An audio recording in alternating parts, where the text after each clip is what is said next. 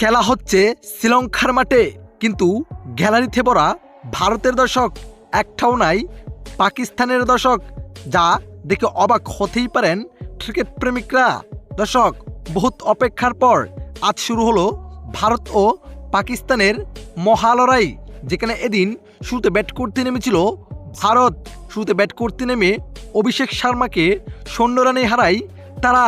তবে এই উইকেট হারিয়ে তারা ভেঙে পড়েন নাই, রানের চাকা সচল রাখেন ঈশান কিষান, যেখানে মাত্র ২৭ বলেই হাফ সেঞ্চুরি করে নিয়ে দলকে নিয়ে যাচ্ছেন বড় স্কোরের খাতারে। দর্শক, এদিন একের পর এক ছক্কা হাঁকাচ্ছিলেন দর্শক ঈশান কিষান। তখন গ্যালারিতে শুধু ভারতের দর্শকরাই দেখা যাচ্ছিল, পাকিস্তানের দর্শক চিটেপুটে একটা একটা দেখা যাচ্ছিল। এই নিয়ে ভক্ত সমর্থকদের বহু আলোচনা শুরু হয়েছে।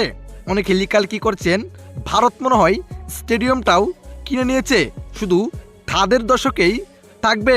আর তা দেখে এক প্রকার অবাকই হয়েছেন পাকিস্তানের অধিনায়ক সালমান আগা।